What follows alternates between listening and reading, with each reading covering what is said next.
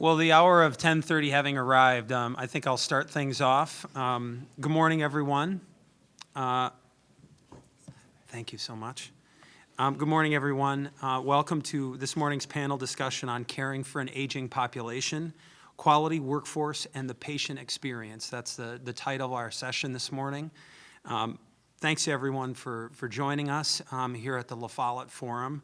My name is John Vander. I'm the president and CEO of the Wisconsin Healthcare Association, the Wisconsin Center for Assisted Living. It's a trade association that represents long-term care facilities from across the continuum of care. As a proud Follette graduate of the class of 2006, I am thrilled to have the opportunity to moderate this important panel discussion this morning. Before I introduce our all-star panelists this morning, I want to take a brief opportunity to give you a sense of what this portion of the Follette Health Policy Forum is designed to explore. The silver tsunami, a growing population of older people with increasing healthcare needs, is upon us. Demographic and workforce trends also forewarn shortages in the healthcare workforce. This panel discussion this morning will address strategies to meet healthcare needs of our aging population while maintaining and improving Wisconsin's high-quality healthcare environment. During this session, we'll focus on workforce, technology, demographics, reimbursement, regulations, and continuum and spectrum of caregiving issues. As is the case with each of the panel discussions or breakout sessions this morning, all of these topics will be filtered through the lens of the Follette's Health Policy Forum themes of research, data, evidence, and experience, innovation models, and collaboration. So without further ado, let me introduce this morning's excellent panel. Starting on the end, Lindsay Jacobs is Assistant Professor of the Follette School of Public Affairs. Her research is concerned with the household savings and labor supply decisions of older populations. She teaches a course on aging and public policy and earned a PhD in economics from UW-Madison. One more in, we have Deb Cole, representative of the 44th Assembly District, which includes the Janesville area, a graduate of the University of Nebraska, go Cornhuskers, with a degree in medical technology. Deb is the ranking member on the Assembly Committees on Health, Substance Abuse, and Transportation, and also serves on the Governor's Task Force on Caregiving. In her career, she has worked as a medical technologist, manages a family farm, and is a longtime volunteer of HealthNet, which serves people without access to health insurance. Then we have, right next to me, Theresa Pichelmeyer. Theresa is the president and CEO of Valley VNA Health System, which provides in-home supportive care services and operates independent and assisted living facilities in Neenah, Wisconsin. Theresa is a member of the Fox Valley Advanced Care Planning Partnership and an adjunct instructor in the University of Wisconsin-Oshkosh's College of Nursing. Before her current position, Pichelmeyer served as a registered nurse in the intensive care unit at Theta Care for 15 years and as vice president of patient services for 15 years. So just a quick note on the format. The format for this morning will start with an opening statement with each of our panelists, followed by 45 minutes of moderated questions, and finally 15 minutes of audience Q&A. Just as a quick reminder, please, everybody silence their cell phones and electronic devices. And before we start with opening statements, I will mention we did have another panelist who was Christina Liggins. She did have a car accident this morning. She is okay. But was going to have a little bit of trouble making it down this morning. So I'm going to fill in, as a panelist and as a moderator here. So just wanted to let folks know about that. But we'll start out with opening statements. And Professor Jacobs, you want to start us off? Yes, thanks so much for the opportunity to be on this panel and for everyone attending here. So as Mr. Vander had mentioned, my research is looking mostly at the labor supply of older people, and that gets into quite a bit of discussion about their health and other things. But when you're looking at that area of research, one thing that you run into really frequently is not only what's the labor supply and the behavior going to look like of older people, but what are their actual needs going to look like as they age further and further. And so as an economist, I have a couple of statistics with me.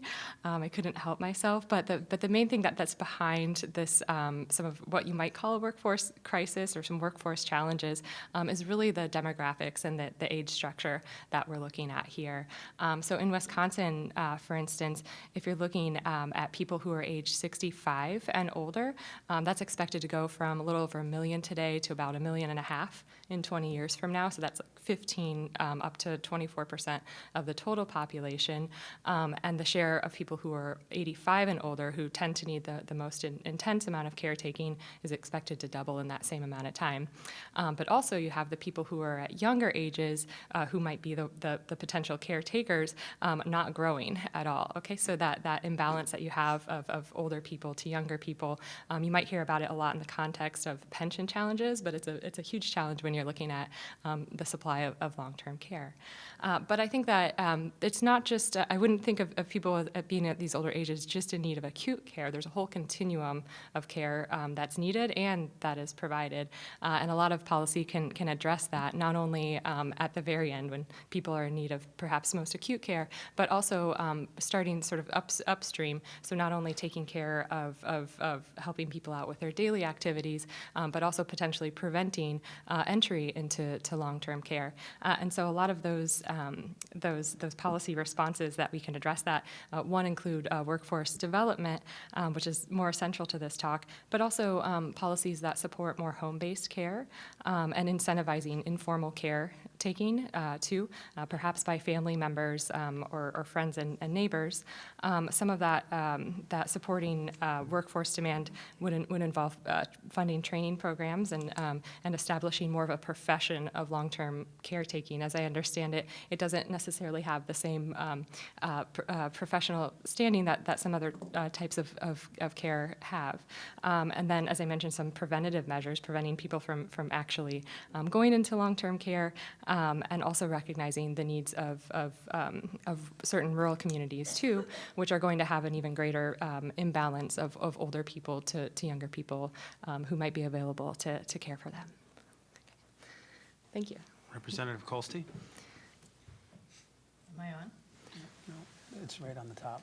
There you go. As you can tell, I didn't graduate in 2006. Actually, I was going to say I'm Deb Cole. I'm the representative from Janesville, and I will get a little maudlin here right now. I have decided not to run for re-election, and I see so many people in this room that have given me so much experience, so much knowledge that as a policymaker, what I bring with me is my belief systems and my philosophical positions more than a lot of data. So I rely on a lot of different people for a lot of information, and I see a lot of those people in this room. So it makes me a little sad that I'm leaving because I love healthcare. So as I said, I've been in healthcare for 5 decades, and in those decades, what I've noticed the biggest change in is we had a family medicine clinic back in Colby, Kansas, and I ran it, and my husband was the physician there, and it was just different. There was less insurance to be involved in it, and we made a fine living, and the costs were always held down. But now we have insurance, and we have, as the speaker said today, we have ever-escalating pricing of medicine, and that concerns me a great deal. Somebody always talks about the cost of medicine, and I said we have no idea what the cost of medicine anymore is. We just know what they're pricing it at, and that should be a concern to all of us. When we talk about aging, I'm on the governor's task force on caregiving, and it is a concern. Wisconsin doesn't have a lot of influx of people in working age. Actually, we're an exporter of that subgroup. We have a low birth rate, so people coming up in the ranks of workers are going to, we don't have a lot of replacement employees, and we're not the most welcoming state for immigrants. So we should be concerned about how we're going to take care of this. And I think my overarching concern is that we don't value caregivers, either in the schools or on the front line. There are a lot of dollars in healthcare, a lot of dollars in healthcare. A lot of institutions and businesses are doing fine, but we don't value the frontline workers. And I don't know how we fix this system. I think we're going to talk about some options today. I know the Caregiving Task Force is looking at all the options, but a lot of them involve money, and they involve making sure that they have a place in society where they don't have to be on food stamps or Medicaid or, so we need to give more value to those caregivers. And I think that's the question we have to ask ourselves. If we don't have people coming into the state, or if we're not growing our own, how do we show value to these employees so that we can get more of them? So I look forward to the questions we have here today. And in this, it's intimidating because in this room is probably the answers that all of us are looking for. And we hope you can step forward and tell us how to get out of this.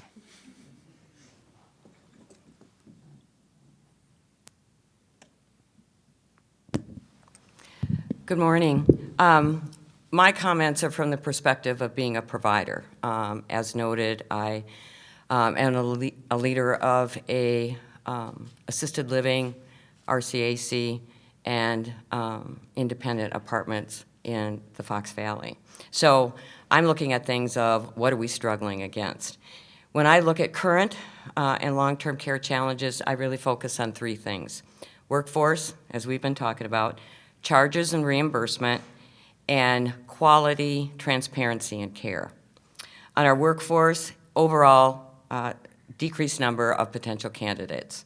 According to a report by Argentum, the senior care industry is responsible for providing 1.6 million jobs and greater than $250 billion in economic impact. This outranks auto manufacturing, air transportation, and the hotel and motel industry. So just think about how big this industry is. Our caregiver vacancy rates are anywhere from 25 to 45%. Why? We are unable to compete actually with non-healthcare providers. When I first started in this 12 years ago, I was competing against my companies.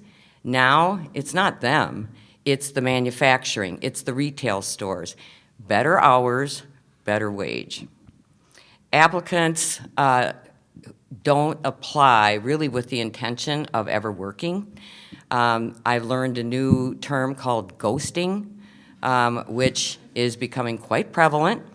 Or if they're not qualified, DHS has certain regulations to be working in the CBRF, and they might not meet one or two of them. And then the whole no call, no show. Never heard of it before I got in this industry, but it is a frequent where you hire somebody and then they just don't show up. They don't tell you they're not going to show up, they just aren't there. One thing that really concerns me, and I think it is fixable, is that those on Badger Care are limited to the hours that they can work for us because they'll start to lose benefits. And I really wish we could set up a system of a graduated reduction in their benefits as they work more instead of just black and white cutting them off. Current caregivers are working longer hours overtime. They're getting burnt out. We're seeing an increased use of agency, but even they can't hire people to help us out. And we see a whole lot of new facilities going up. I just wonder who's going to staff them.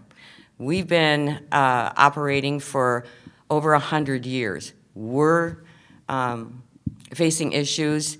Every new facility, I just see that the whole workforce is just getting split more. Immigration, I wish that we could do a better job of how we can recruit. immigrants to be in this workforce, because in my experience, we do have a small number of them, is they are fantastic caregivers. They value the elderly. Charges and reimbursement, the types of payers were mostly a private pay industry, or, you know, we do take some long-term care insurance or veterans benefits, but the other payer for those who don't have money is family care, and there is a huge disparity between what family care reimburses and what a private pay person reimburses. Actually, many seniors are surprised, along with their families, that Medicare doesn't pay for long-term care. And I speak specifically of assisted living. When you look at general costs or charges, I'm going to say that, general charges of what it takes to live in assisted living, especially if it's a 24-hour CBRF, you need more than minimal care, you're looking from anywhere from $2,500 to $10,000 a month. So it's not a cheap alternative.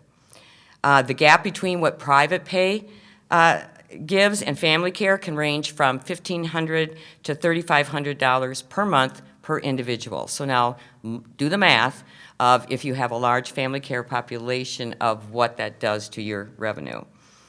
Average age of entry, mid-80s. Actually, many thrive once they get into an assisted living, and then what happens is they outlive their money. So then, you know, family care is an option. The problem is many organizations don't take people on family care. Or if you run out of your money and you're on family care, they may ask you to leave. So this is a huge issue. As we're expanding the number of facilities, how many are going to be there to take care of those when they run out of money? And then my last is quality, or transparency. Many decisions today by the consumer is made on what the organization looks like and what they know about prices. Many of the people that are making these decisions are the adult family, or the adult children of the resident. And so when they're looking at appearances, of what appeals to them, maybe not necessarily for what their parent needs. So what additional information is available to make decisions? We're not nationally regulated, and I'm not asking for that. But you have the Wisconsin Department of Health Services. If you go online, you can find out if the organization has had any complaints or citations. You can talk to the local ombudsman or the ADRC. Word of mouth, we have found, is our biggest referral base. Somebody's talked to somebody that's had somebody there. Something that is emerging and I think has real potential is accreditation by whatever association you might be involved in Wisconsin. It's not widely recognized today, but I do think it has potential to actually demonstrate those who excel in quality improvement. WIC-SEAL is a Wisconsin Coalition for Collaborative Excellence. As part of an accreditation, and you can do this through your association, is to submit data to WIC-SEAL that allows you to compare yourself against like organizations, but remember, it's voluntary, and so you have a limitation on who participates. I believe that consumers should request information as they're on quality initiatives that may be being done as they're looking at places. What's their fall rate? What's their medication error rate? I think these are questions that are important to know. And as we did in acute health care, we need to give consumers measurable quality outcomes to help them make decisions. Great, thank you. The first question, we'll start with Professor Jacobs. According to the Long-Term Care Provider Community's 2020 Workforce Crisis Report, 1 in 4 caregiving positions is vacant here in the state of Wisconsin. Workforce training, recruitment, and retention is a major concern across the healthcare continuum and impacts the ability to serve our aging population, of course. What innovative models have been successful in addressing the workforce challenges here in the state and around the country? Thanks. Thank you. So of that 1 in 4, so that looks like a pretty big number. Just in labor force anyway, you're going to have some amount of turnover, but 1/4 is really huge compared to other things. So some of it's just the natural people moving across jobs and job search. Some of it is actual real vacancies relative to the wage. So I think about how to address each of those problems a little bit separately. So one, the turnover. So it's a lot higher in these professions than in many other jobs, strikingly high, really. And so some of what is behind that is that the people who tend to be working in these jobs get really stressed and burnt out very, very quickly and don't necessarily have that support. They're also, as was mentioned, not paid very highly as well, so that makes them not continue in the profession, necessarily not just moving across jobs, but not even continuing. So I think on the turnover side, some policies that can go towards establishing long-term caretaking more as a profession. So now with acute and primary care and some other, as you mentioned, Ms. Pichelmeyer, competing for other types of jobs, you're not competing any longer with those types of professions. You're competing completely outside. So one, establishing a long-term caretaking as a profession, and then also within the profession having some norms that would help reduce the burnout that people experience. So one might be some established sabbaticals for workers. So something so that they're not coming in and out of jobs or in and out of the profession, but that they can have some relief. So they tend to be very conscientious, caring people, which also means they're really exposed to the high demands of caring for older people as well. And then on the shortage side, so not just that usual turnover that happens that's particularly high in this area, but to actually expand the supply. And there's already been some efforts towards this. That's to, on the early stage, to increase the training and funding that's provided for actually training these caretakers. Also, sometimes traveling nurses not so much in long-term care, but in other areas, can provide some relief, but it's more of a temporary relief. It's that they can move around and meet needs across the nation, but they aren't necessarily going to meet these long-term needs as well. So another thing that would increase the number of people who are actually going into the profession, along with some of these other aspects that would make the job more appealing, would be to increase wages in those areas. However, with Medicaid and Medicare being such a large payer, they pay for about 2/3, I think, of all long-term care. That's not something that you can just change immediately. So how Medicaid affects the way that these caretakers are paid is going to be another thing.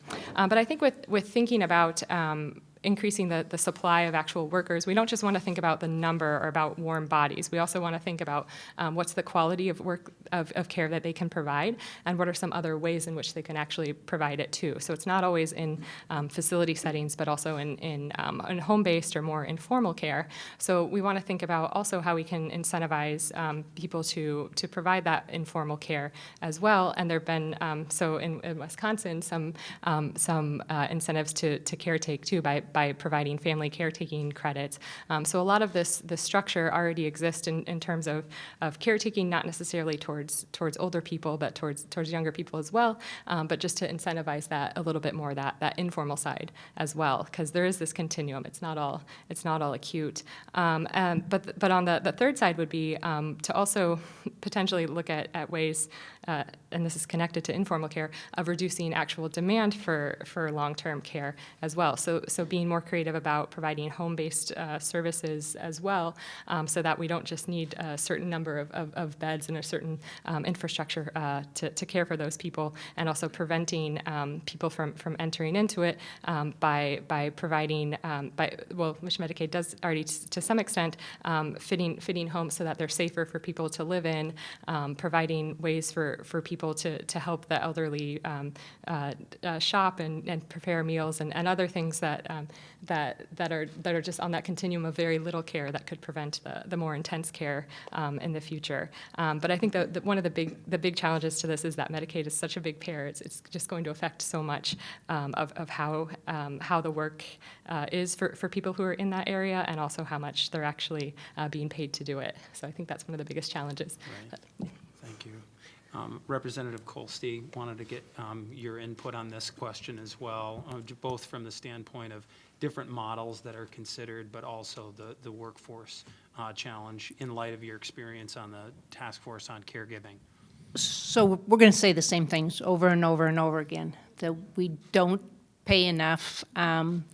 So the caregivers are the linchpins of what happens in healthcare. They are, but yet they tend to be, they have hard work. It's very stressful work, physically stressful work. They have low pay. They are usually not the most trained workforce. I mean, their requirements are not excessive in that degree. They usually don't get pensions or health insurance, so it's not unreasonable but that there would be a lot of churn. So we have to do something to address that. And like I said, there is a lot of money in healthcare, and it takes just a different mindset to decide how we are going to spend those dollars. So I think that's an important part when we talk about how do we get more caregivers. We're going to have to pay more. We can, and when we keep, we discussed this at the Caregiving Task Force, when we have family caregivers, which are important, we also usually take some away from the direct care workforce itself. So family caregivers tend to stay home, and they're not in the market being direct caregivers. So I'm going to speak a little on perspective of probably being the oldest member on this panel, that back in the day, when we had my grandmother, who, by the way, lived to be 100, almost 108, used to come and live the winters with us. And when she didn't live with us, then she was living with somebody else, because there weren't usually there weren't two members of the family in the workforce at that time, and you could be just a family caregiver just by the nature of what your family unit was. Those things have changed, and now we have multiple, both partners in the workforce, and there's a tendency to have less caregiving in the home for, not direct family members. So I think that there's a lot of things that have just changed, but we're not going to address this if we don't just kind of have a change of mindset. We need more dollars to pay for the people that actually do the caretaking, and otherwise I think we're going to have constant churn. And we have to also figure out a way to get just more people into the workforce. Like I said, we have a diminishing workforce in Wisconsin, and we need to come up with a way to change that. Theresa, I know you spoke to this issue quite a bit in your open remarks, but wanted to give you a chance to talk about it a little bit more specifically.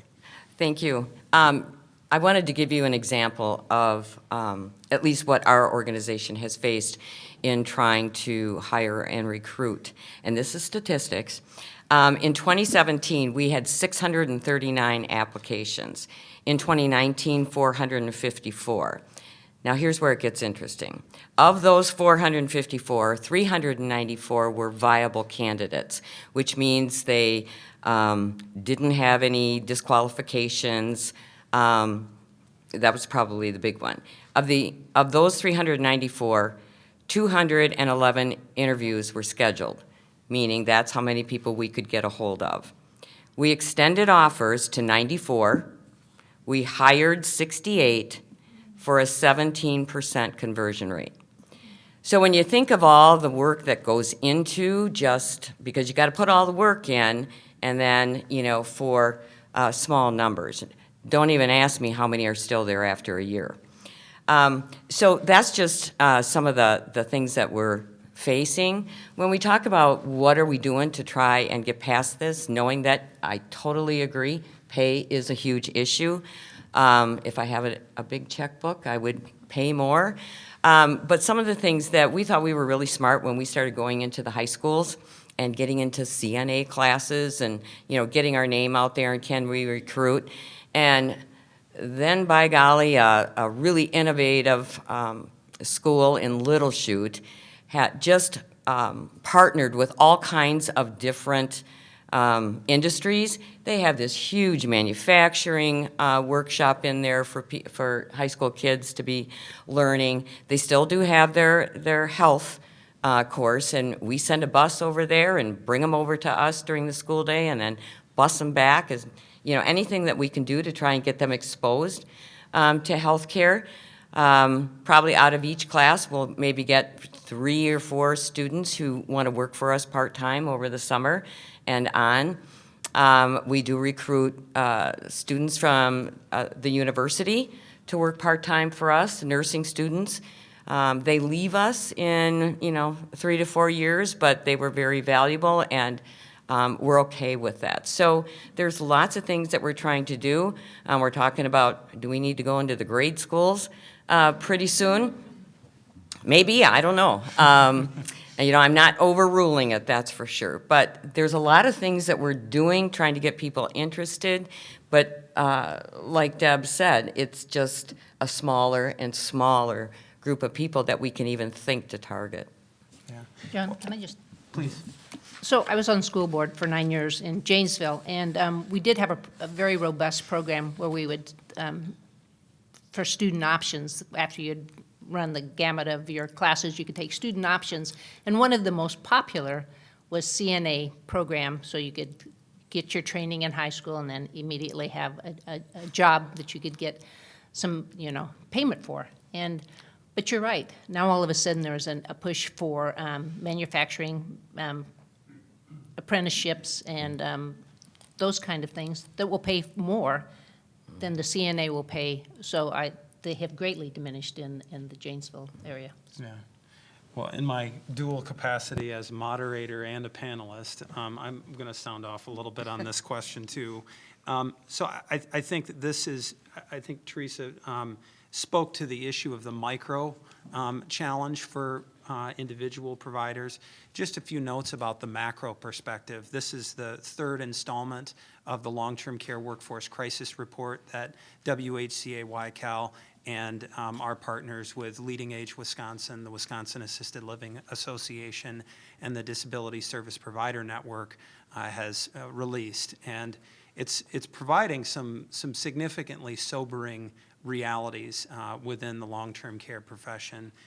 So it's a biennial report, and this is, in the first installment, we had a 1 in 7 caregiving position vacancy rate according to survey respondents.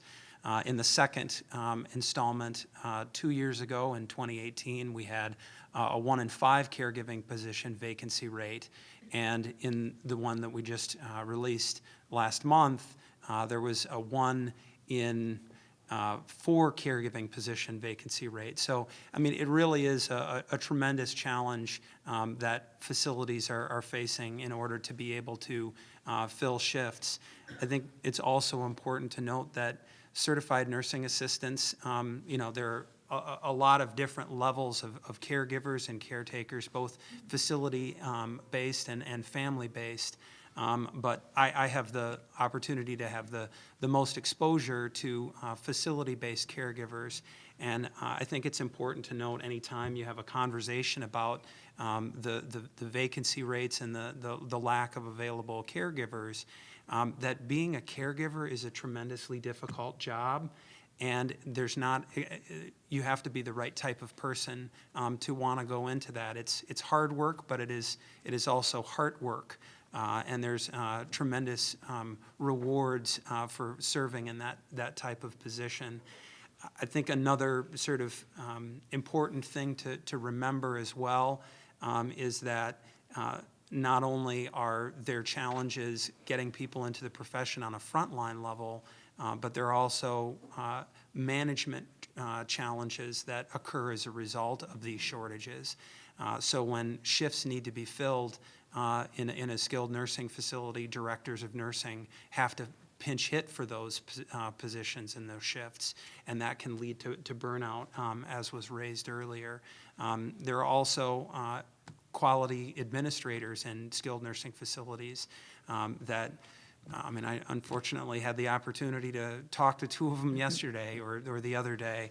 Last week, they just have experienced so many workforce challenges, and they experience such difficulties competing with, the big box retailers, the convenience stores, and other employers, not only hospitals, sort of up the food chain in terms of the continuum of care, but also, different professions that don't necessarily have to deal with some of the unmentionable things that, care providers have to do on the frontline level. So I think it's important to remember both the challenges that the individual provider the individual caregiver has, but also the managers and the administrators and the directors of nursing have to experience as a result of that too. Moving the discussion on a little bit, we tend to think about addressing big health policy challenges with big comprehensive solutions, but there are numerous examples of smaller targeted programs that are having a positive impact on the caring of seniors. What examples of programs that may give our audience some new ideas about their caregiver strategy? And if I could start with you on this one, Deb, that'd be great. Well, since that wasn't on my list. Yeah, that was the Oneida Nation panel representative. So I think that every family kind of comes up with a strategy, but we need to help caregivers, both direct caregivers and family caregivers, and oftentimes that's on a smaller scale. Some of the things that we're doing on a smaller scale is I introduced with another person in the legislature was the telemedicine, and that helps in the telemetry that we can do in the homes helps keep seniors in the home a longer time. And the longer we keep, again, if we can keep seniors in the home a little bit longer, then we need fewer care workers. Again, sometimes that takes a family caregiver then out of the employee market. So I think some of those kind of technology things will help us, help seniors, keep them at home longer. So that's my answer for right now. Thank you. Theresa? Some programs that they're not new, but I think they're reemerging as being more popular are respite programs. Many of you may be familiar with adult daycare. They kind of come in and out, mostly because whether or not they're profitable or not for somebody to take that on. But that's a respite for a family member if they need to work. And the other is just a respite for somebody can, take a vacation if they're a family caregiver, whether it be for a week or 2 weeks. So these programs are available. Not every organization provides them, but I believe within a community you would be able to find something like that. And home care. But again, home care, non-medical home care, I'm talking about supportive care. These are great programs to supplement family members who are taking care of a parent or a spouse. But again, they are facing caregiver shortage also. So we have done 24-hour cases in homes. Used to do a lot of them. Today, we're lucky if we can fill 12 hours or, but, then there is you can partner with another home agency. So there's ways that we're trying to work around all of these challenges, but they get harder and harder. Sure. So sitting on the governor's caregiving task force, we just received this information on a Washington Medicaid waiver experiment, and it's where they provide some monies to make sure that both the caregiver and the person receiving the care can both have some things like caregiver assistance services, training and education, specialized medical equipment that may greatly help both the caregiver and the person receiving the care. But those take money, and that seems to be a struggle in some states. So Washington, I think, is doing that demonstration model, and I think I can imagine it's kind of like when we were talking about the Camden project that was the speaker this morning brought up. It said that it didn't have a direct outcome, but just common sense tells you that if you are giving insulin to a diabetic, but they keep going to a home where they can't keep their insulin in a refrigerator, it's going to make a difference. So I think that in medical institutions, the caseworkers will have a huge impact on delivery of to people that have to have caregiving in their home. Sure. Professor Jacobs? And just another point on that, too, when we talk about it takes money, it certainly does. It also, I think sometimes the sort of upstream preventative money that could be spent is a lot lower than if that prevention hadn't happened, and so that people are entering into long-term care much earlier than they should due to a fall or due to other things around the home that could be preventative. So I think one thing when we talk about money, too, is how to think of it holistically, too. So it might be in Medicaid's interest to look at some of these more cost-effective, preventative, not just for reducing costs, but also increasing quality of life for people who actually would like to stay in their home quite a bit longer. So I think when we think about costs, we also want to think about how we can get some agencies to respond to cost saving, maybe not for them in the short term, but in the long term, something that could be quite impactful too. And I think Ms. Liggins, who can't, I'm pointing here, she would be sitting here, who can't come with us today, in her work does quite a bit of this work in taking care of people who are still in their homes, making sure that they have ramps and making sure that they have refrigerators to keep their insulin, and these other again they seem like very minor things, but things that could downstream have some really huge effects, not just on their quality of life, but also of course in cost and actual demand for long-term care. Yeah, absolutely. And just to, I'll read a little bit of the introduction that I was going to give of Christina Liggins. She is the special service, is the service specialist with the Oneida Nation Elder Services, where she serves as the primary point of contact for Oneida Nation leaders and elders in need of support, including Meals on Wheels, Native American Family Caregiver Program, Loan Closet, and minor home repairs. One of the things that she said is the importance of customer service in both of her positions. She's lived by the rule never to say that's not my job, which is something I certainly appreciated. But definitely trying to reach seniors at a point where they're still in their homes, to provide them access to a variety of different services so they can extend the amount of time that they are located in their homes. I think that the provider community very much believes in having the right care in the right place at the right time as a guiding philosophy. I think it's important to note, too, that there are providers that offer home-like environments, and there are individuals who would rather be located in a community-based facility so that they have the opportunity to interact, and that can preserve a greater level of independence for a longer period of time, as opposed to simply only being located in their home. So we certainly need to have a variety of different approaches. Not necessarily on the subject of family caregiving, but I think certainly something along the lines of bite-sized solutions to consider. And I know this is something that has come up in the Task Force on Caregiving, is another issue that's related to the workforce. Wisconsin launched an innovative program called the WIS Caregiver Career Program that is an excellent public-private partnership between the provider associations, providers, and the Wisconsin Department of Health Services that had the goal of getting 3,000 new caregivers to the profession of being a certified nursing assistant. This provides an opportunity for caregivers to have their training, testing, and their experience coming on board as a certified nursing assistant paid for, and then receive a $500 6-month retention bonus paid for by the provider, in addition to a significant outreach media campaign to try and improve the perception of caregiving as an option for people out there.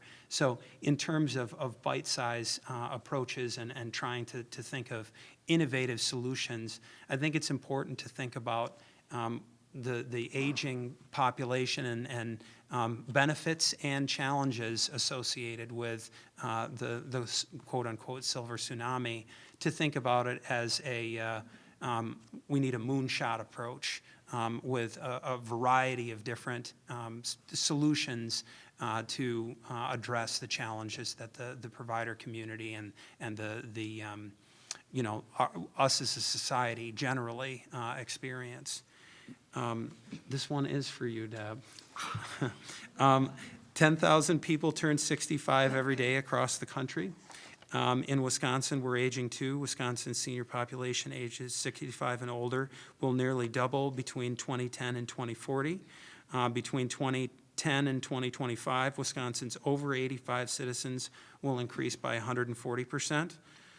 With Wisconsin's rapidly aging population, what changes could help support family caregivers so that the long-term care service delivery system isn't overwhelmed?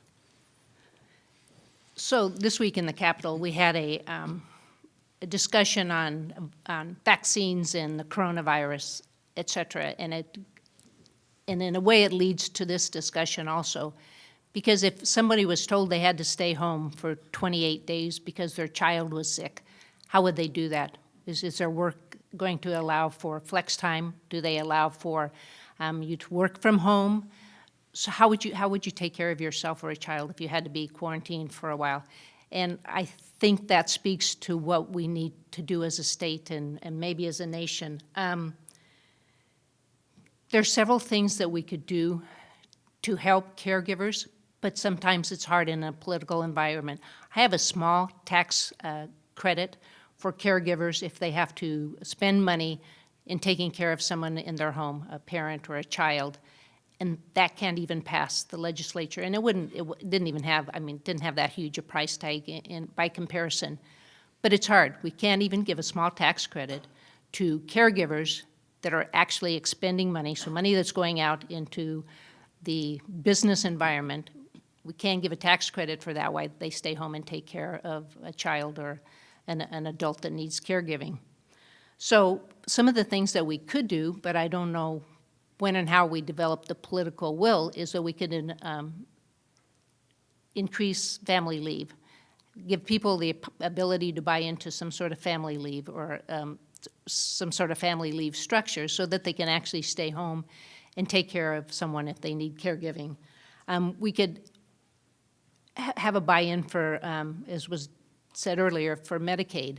Right now, sometimes it's easier to, leave the system entirely and just take Medicaid. But if we had a system so that people could stay home and take care of a loved one and be able to buy some sort of health insurance that would help people be able to stay home and take care of someone. Again, the Washington model shows that there are so many things that we could do for both the caregiver and the person being cared for. Training and education. Sometimes the caregiver at home just feels inadequate, and I think it's important that they feel comfortable and competent in what they're doing. So if we could be able to provide some of the caregiving techniques that they need. There are specialized medical equipment that sometimes is very expensive, but would really help the caregiver when they're trying to help the recipient at home. And just health maintenance and therapies is one of the other categories that they had. Just something such as respite care or just a massage or those kind of things, or counseling service, so that the caretaker feels like they have a value that's also being compensated. So I think there is a lot of things we could do, but it also takes a political will. How are we going to, if we can't pass a small tax credit for the people that are already staying home and already spending money to take care of a loved one? Some of these other things just seem overwhelming. And I keep saying this over and over again, but it's going to take a mind shift. We have to value caretaking and the caregivers before we can, I think, fully address this situation. Absolutely. Professor Jacobs, I don't know if you had any other, sort of global perspective on that issue. Yeah. So, well, just to emphasize that it's about all of these things. It's not just about money. It's not just about how many people are there to supply actual caretaking. It's about these, like you said, sort of, touching on a continuum of things that would not only, help the older people who are in need of care, but help the people who are taking care of them.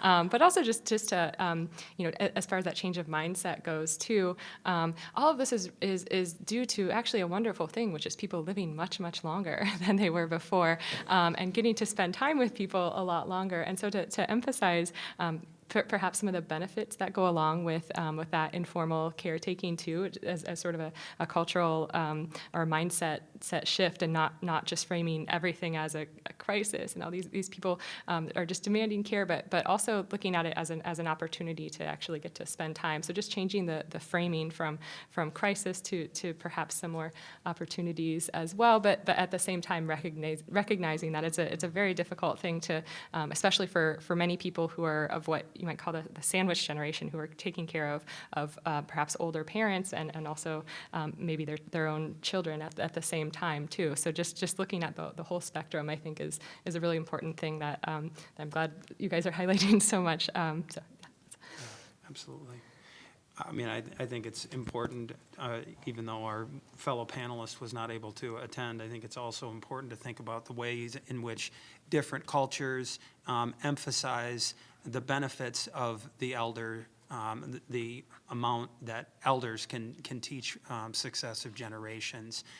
One of the things that I've heard repeatedly pointed out is that we have one of the most highly educated senior generations in human history. The number of advanced degrees, the number of published works of literature. I mean, all of the different ways in which today's seniors and super seniors really have something to teach our generation.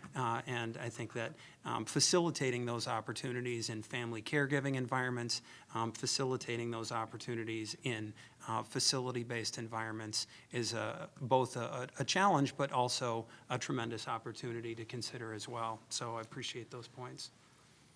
So what we do here on the state is truly kind of on the micro level. I mean, the macro level is what we do as a nation on caregiving and healthcare in general. But when you talked about us living longer, there are many nations that have much longer lives than we do. So, and I haven't done research on them, but I'm going to guess that we could learn how to take care of senior citizens from other countries, because we know their life expectancies are just longer. And so that's not something we should eliminate, look what they do in other countries where a lot longer longevity than we have. No question. Great point. The next question is on technology, and how can technology be used to address both the workforce challenges and the needs specific to our aging population? And Theresa, why don't we start with you? I'll start with something that runs right into what you said, is that I always like to look at the Scandinavian countries as to what they're doing. Technology, they're way ahead of us. It's a commentary on our culture that if you see an ad with a cute little kid, smiling and everything, it makes everybody happy. If you see ads that involve seniors, it kind of brings you down. So I just think that we don't value seniors like other cultures, and we do have a lot to learn from them. So there's a lot of technology that is emerging or already here in working for aging. Most of us know that you can, Skype. Skype was a big thing that could put our residents in facilities in contact with their families when they were across the country. So it was a really fun thing and very innovative when it first started. It's pretty common now. Telehealth, if you want to keep somebody in their home, of course they have the medication monitoring, medication dispensing. I think e-visits have really gone a long way to helping family caregivers, so they don't have to pack the the elderly up and take them out into the winter and get them to the doctor's office. I'm a big champion of e-visits. Gadgets that monitor somebody's vital signs or respirations that they wear and can be remotely monitored. Cameras for family to monitor and communicate. Now, this only works for the in-home because facilities under DHS regulations have strict rules about what you can and can't use cameras for. But if you're caring for somebody in your home, you can have a camera and pulls right up on your smartphone, so you can see what's going on. We recently looked into something that's in a pilot stage, and they're motion sensors that can be placed in rooms, strategically placed, and they're not cameras, but they monitor the movement of a resident in their room, and it kind of goes through an algorithm, and then it starts to show a pattern. So if the resident goes outside of that pattern, it says, something's going on. Get in there and check it out. Locators for wanderers. Some of our senior population really like to take walks when we don't know about it. So, GPS is just huge, and having some kind of a locator has been very helpful. VRware, again, this can be both for education and for enjoyment. It's a great way for somebody sitting in their home to take a trip to Italy and see what's out there. I've tried it. It's absolutely amazing. But it's also a good training for staff in what it's like to maybe have dementia or to have macular degeneration or some other kind of condition, to really put in perspective what the needs of the people you're caring for. Smart speakers located in the homes, all really great things, and they're just coming really fast, and sometimes it comes down to a choice of, well, how many gadgets can we afford, or what works best for us. But a caveat, and I know you're all sick of hearing about this, but they all cost money. They cost money for installation. Many of them cost money for ongoing operation. So it's, how do we build that into the charge of the resident? It just keeps adding up. So. Yeah, I'll just add to that conversation a little bit. These are tremendous. These are tremendous platforms that can be used by facilities, but I think one of the challenges that they experience is the access to funding. And to be in a situation where you'd love to offer the residents in your facility or home care options to be able to take a trip to the Sistine Chapel and see the different experiences around the world for an enrichment opportunity for seniors. Virtual reality experiences and the equipment associated with virtual reality is certainly not a cheap and inexpensive option. So I think that trying to make sure that some of those options are available from the funding side is an important factor to doing that. Other issues of technology that have been raised in the Caregiving Task Force? Well, as I said, I was the co-author of the telehealth bill, and I think you have to prove in the legislature that it'll save money in the long run by spending some dollars now. And so when you talk about the enrichment things, it absolutely is a benefit to the person's life. The ones that you talk about are life-saving. We just need to prove to them that it saves dollars in the long run for healthcare. My mother has macular degeneration, and the thing that she likes most now is just e-books. She just listens to them all the time. So there are some technologies. Everything we use today in society for technologies is something we could probably use, as we just talked about all of them, that we could use to better the somebody's life, and we just have to have the wherewithal to get it done. But the easiest way in the legislature, I think, is to prove, like in telehealth, saying that if we can prevent something sooner, we could save money in the long run, and I think that'll be important with most technologies. Sure. Well, on the upside too, and turning to what has been done elsewhere, Japan is a big innovator in this area, especially because their share of the elderly population is actually much greater than ours are already, and has been for some time. And the wonderful thing about these is that while proving that they're cost effective, the costs are going way down with these things too. So I'm optimistic going into the future that not only these sorts of technologies, but also things like, again, going back to the development of the long-term care workforce as a profession too, these things will also get better established just as the numbers grow and go up. So I think some of these challenges, there'll be some solutions to it, just as, as we have this challenge of the aging population, it's going to give rise to many more opportunities for developments in these areas. But those are some really interesting technologies. Great. So we've been talking a little bit about barriers here, and Deb, if I could move to you next. What changes could policymakers consider to address some of the limitations and barriers and otherwise improve the public policy environment pertaining to caring for an aging population? So again, I think we know, I mean, we've said the same things over and over and over again up here. We know the things that can help. We just have to have the wherewithal to get it done. When we talk about other nations that have a greater aging population or have better outcomes with technology, the one thing the United States does really well is have expensive medicine. I keep saying this again, we have a lot of money in healthcare dollars.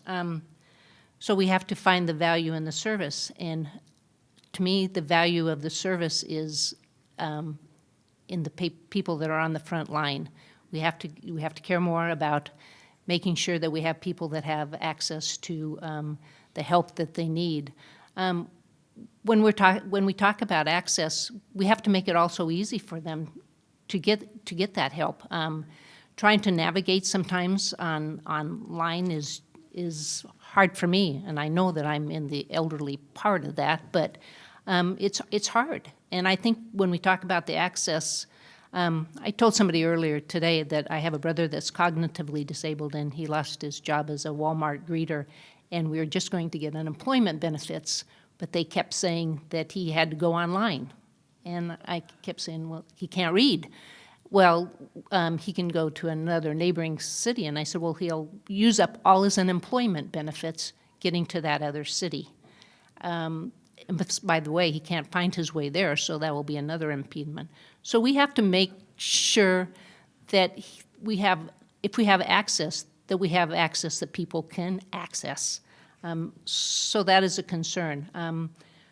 When you were talking about people that run out of money in assisted living, just trying to navigate that is a challenge in itself. So I think when we talk about impediments to access, it's just what we've created as systems. And sometimes we have to take a look at those systems and make sure that we're not actually contrary to what we're trying to accomplish.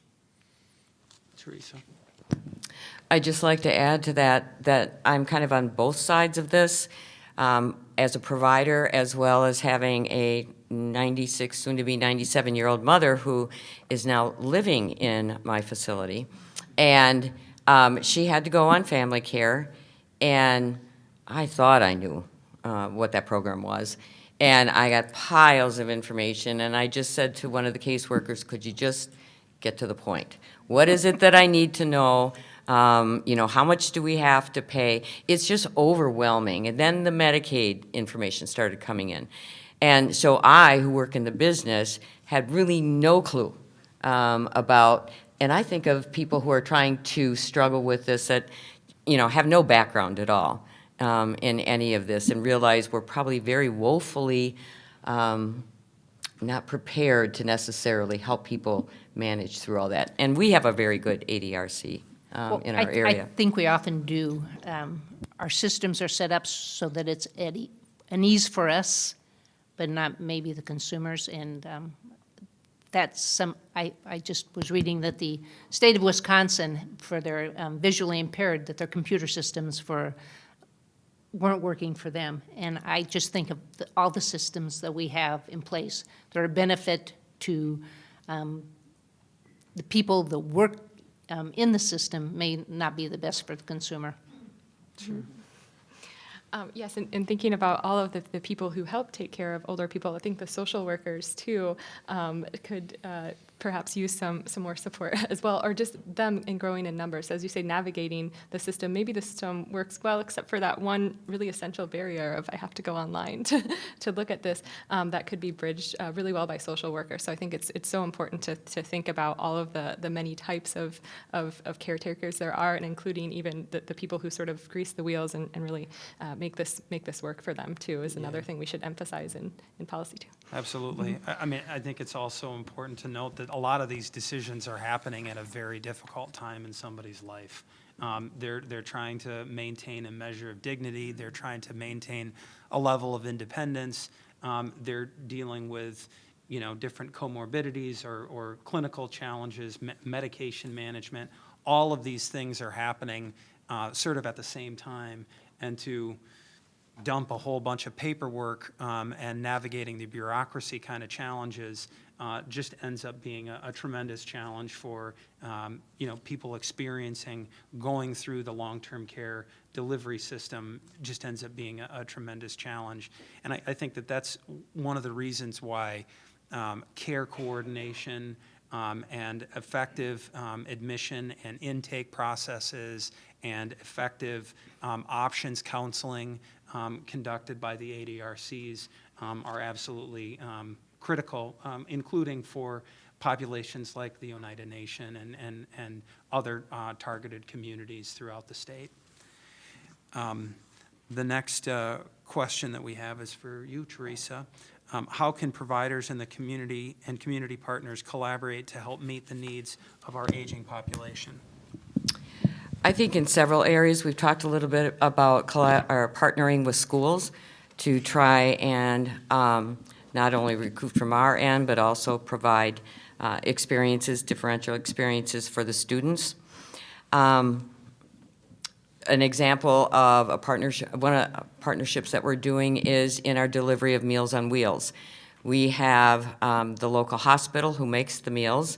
We have an emergency society that's active in the community. They help provide to drive the wheels, and we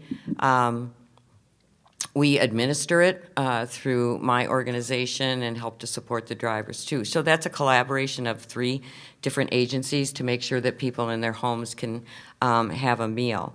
Another thing that I was just so excited about, because when I first came there, I swore that this was something that was going to happen before I left, and that is we now partner with one of the healthcare providers in that they have nurse practitioners who now take any resident who wishes to be on their panel or their services. So now those residents can see a primary care provider in where they live and not have to leave the facility for any kind of a simple visit sort of thing. I just think that this is huge. I would love to see it in any and every facility. We also collaborate with the local healthcare providers on trying to prevent readmissions, admissions, and then readmissions. We know that one of the biggest aims in acute care is to prevent readmissions within 30 days of a discharge. So upon the discharge, the healthcare organizations have some detailed instructions. Previously, they were ending up in the hands of the family members who took them home with them, and we didn't really know all about exactly what to look for and what the person was treated for, et cetera. So now we get a copy of that, and that has really improved our ability to keep residents from being readmitted, because now our clinical staff is right on top of those things and help prevent before it exacerbates again. Transportation, this is a huge need. No question. I didn't realize how little transportation we had until one time we had a minor flood in one of our courts and had to evacuate people, I mean, there's just nobody around at night. Thankfully, the ambulance service came and helped us do it at no cost.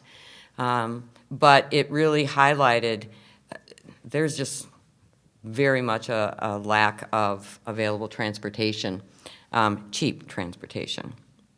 Volunteers, working hard with our community to get volunteers. I can understand if you don't want a full-time job, but we take you for a couple hours here or there. So really working hard with community members because they can be a salvation in many cases. So when you talked about hospital readmissions, one of the bills that we had a couple of years ago was community paramedics. So the paramedics might be able to go out in the community and check on people that have been dismissed from hospitals and make sure they were continuing on a forward path.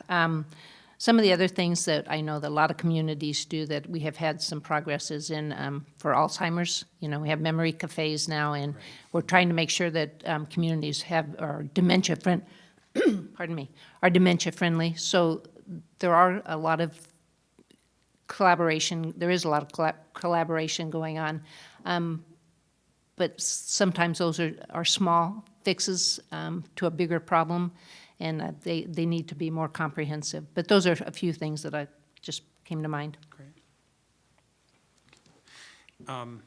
Yeah, I mean, I certainly think that dementia-friendly communities are a tremendous opportunity to make sure that people feel welcome in their communities and that people are oriented when they're dealing with a situation where they're disoriented, being able to try and find their caretakers, being able to find their home, making sure that those kinds of options are available are important community supports. I think I also just want to amplify your point about the need for a collaborative environment associated with the readmissions challenge. Whenever we can avoid healthcare-acquired infections and situations in which somebody is being readmitted to a hospital, it's better for the quality of life for the individuals that are already in the hospital, and it's better for the individual's quality of life. So trying to avoid avoidable readmissions wherever possible is critical from a policy mechanism standpoint, but also a clinical outcome standpoint as well. So I just wanted to amplify those 2 points as well. Next question is for you, Professor Jacobs.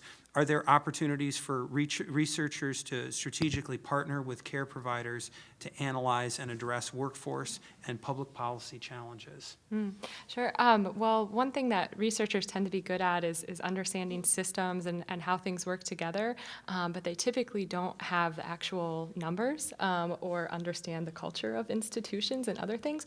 So I think in working with people, providers, and legislators who actually know the particulars that might be really easily overlooked by researchers is the best way to get a conversation going in particular. And I think one thing, too, in working with, so you mentioned that, Representative Kolste, that you need to show that there's going to be some benefit if there's going to be a cost incurred. I think that researchers can be quite creative in trying to find those potential benefits.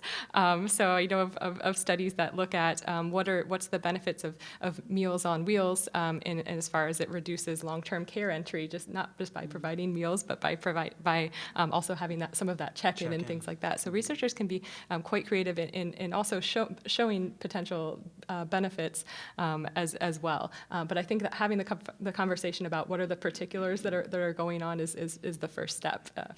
Yeah. Other folks have thoughts on collaboration with researchers and in that environment? Well, I am a proponent of the thing I'm going to miss most in Madison is the fact that every day there's a learning opportunity. And there is all sorts of statistics, and UW brings such a wealth of knowledge to the Capitol, and I value that a great. I've spent a lot of years in science-related things.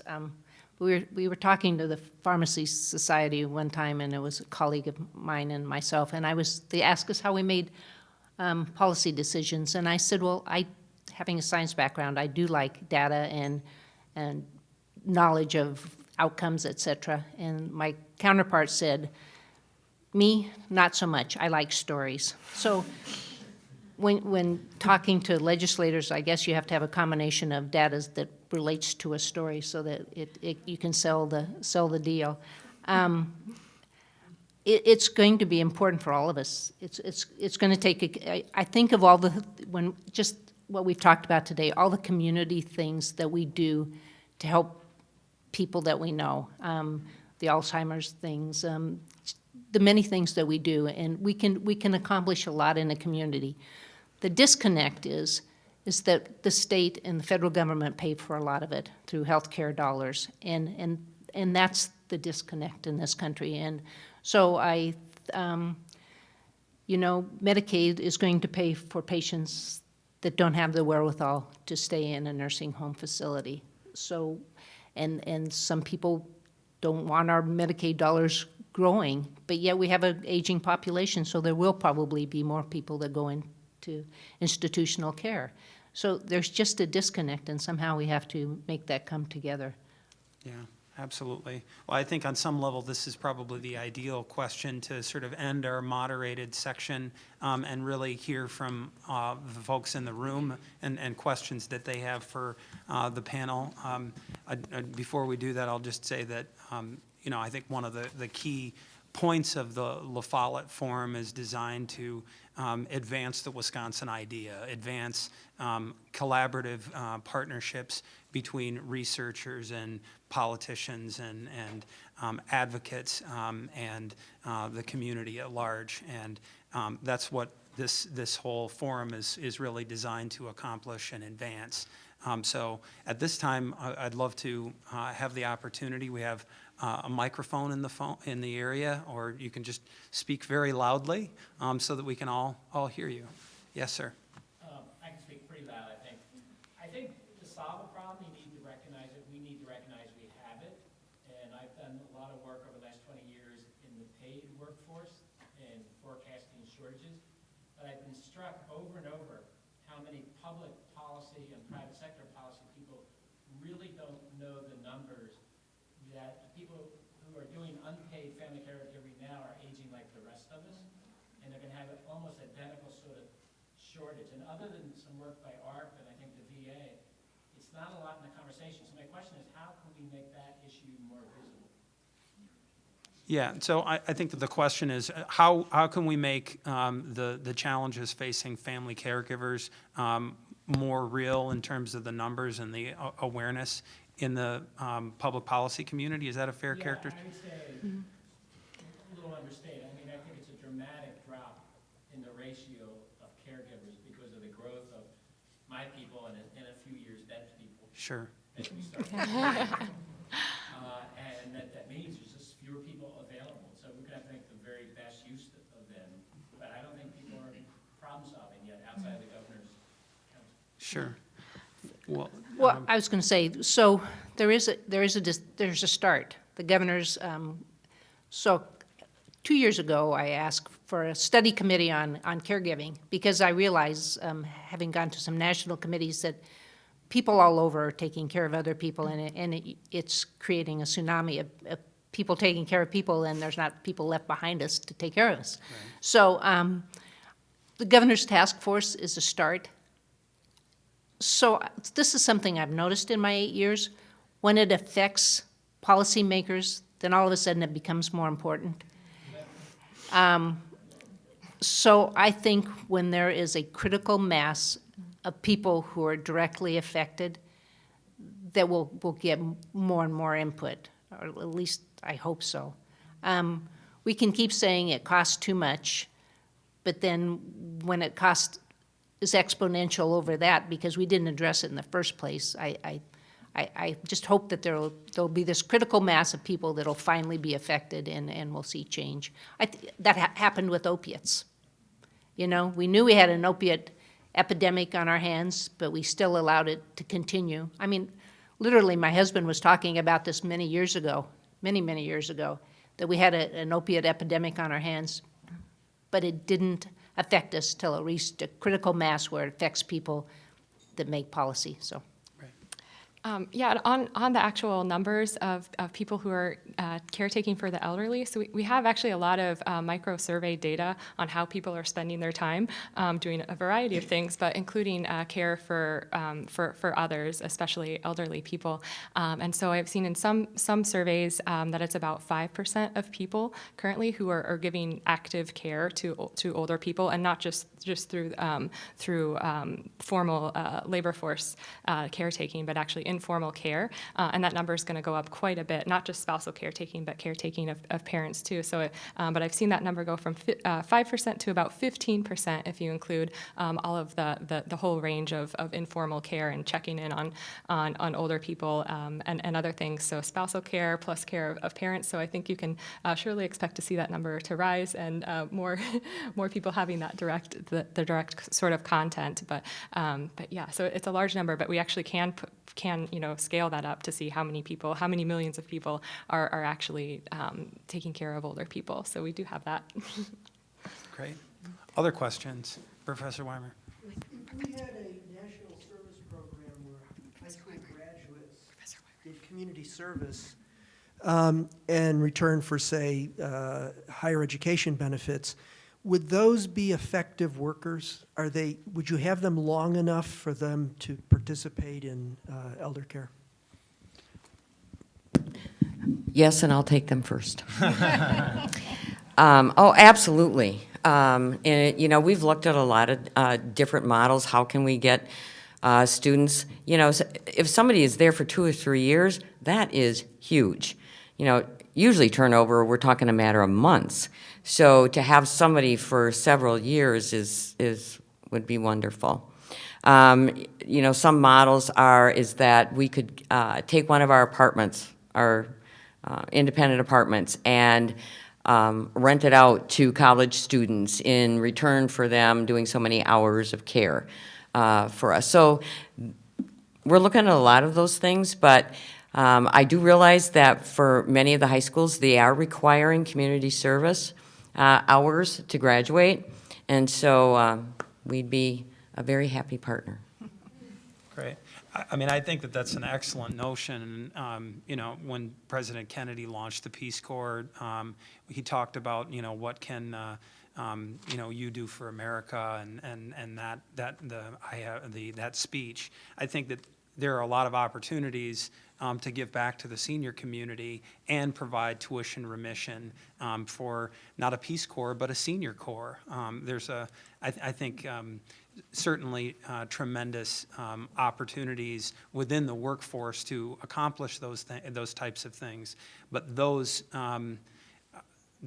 policy solutions really require funding and political support. And I think that with the massive challenge that providers are facing and the long-term care delivery system is facing, we need big ideas along those lines. So I have to ask a question. Does AmeriCorps not work with caregiving kind of things? Because I know you can do, if you do AmeriCorps, you can go into, you can do teaching, or you can, work in areas of poverty. So does AmeriCorps not work for? I don't think that there are necessary. Most frequently, I've heard teaching opportunities connected with AmeriCorps, some community-based programs, but I haven't necessarily heard about it, most in the context of caregiving for senior populations. But, it could be a possibility. I don't know. Other questions? Up front here. The elderly, as I understand it, in Wisconsin, have been left behind in a lot of rural communities. The elderly in Wisconsin have been left behind in rural communities, yet we have a legislature that has quite a representatives from those areas. Why are they not more engaged in helping their relatives that are left behind?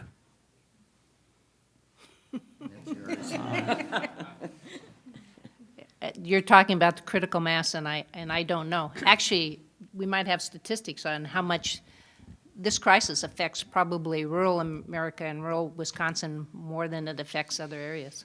Yeah, that's true. If you look at the age distribution across the state, or what percent are over 65, they do tend to be more rural counties. So there's a sort of, as you mentioned, a double challenge there, in that you not only have the challenge of having a high share of people who are older, but also trouble getting to them, like physically, geographically. So I can't speak to the.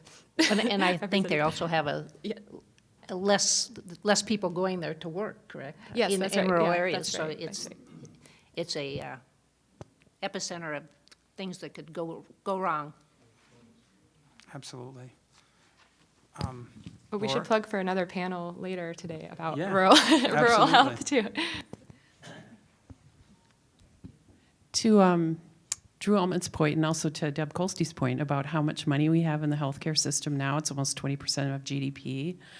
So, we need more money in this sector. Do you have any thoughts about how to reallocate our resources as opposed to increasing the percentage of GDP we spend on healthcare to better address the long-term care issues and the silver tsunami?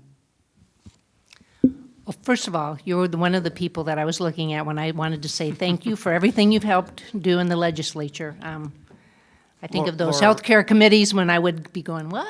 What are we talking about? Yeah, Laura Rose of the Wisconsin Hospital Association.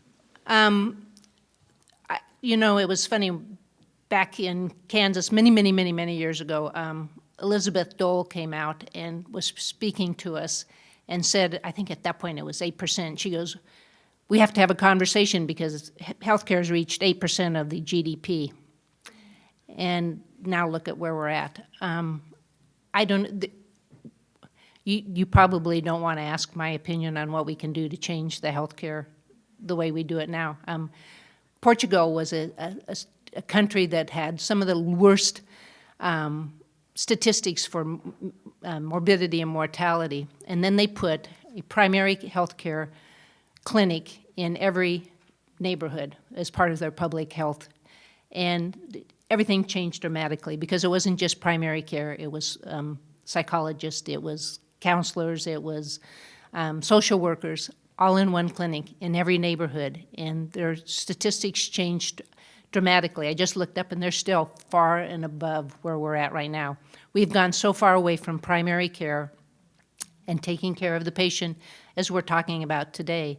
There are things we could do different, but it takes such a change of mindset. And I don't know how we do that. Just in terms of the challenges that are facing the provider community, I think that there are regulatory challenges, there are reimbursement challenges, and there are sort of systemic, structural challenges. And I think that anything that we can do to make sure that we're emphasizing patients over paperwork, anything that we can do to ensure that, just as an example, skilled nursing facilities lose between $70 and $80 a day for every Medicaid resident that they have the privilege of serving. That here in the state of Wisconsin, those end up being tremendous sort of infrastructural challenges for us in the provider community to continue to provide effective quality care that advances the spectrum of care services. I mean, on the family care side, the average family care provider ends up being paid on a daily rate basis from our family care MCOs about the cost of a hotel. And they're supposed to be providing care services in a home-like environment. That ends up being a tremendous challenge to meet the needs of the residents on that cost basis. So hopefully that's something we can work together in your retirement. So this is my last political comment. So I think no, it won't be, but I think the speaker today said it best. When the ACA came aboard, it was the most divisive thing in the country. And today, we accept almost all the premises of it. So the conversation is changing. The one part that nobody likes is the impact on the consumer. So the conversation has changed, and my political comment is we are going to change the model, if not right now, sometime soon, because probably what we have now is not sustainable. So I think we'll leave it there.